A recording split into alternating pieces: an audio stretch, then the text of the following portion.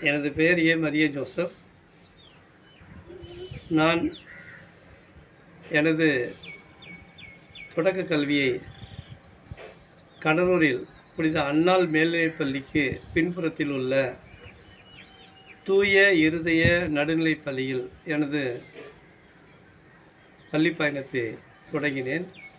அங்கு இப்பொழுது உள்ள எல்கேஜி யூகேஜி போன்ற இருக்கக்கூடிய அட்டை கிளாஸ் என்று சொல்லுவாங்க, அதை கற்றேன். அதற்கு பிறகு 1 மற்றும் 2ஆம் வகுப்பை முடித்தேன்.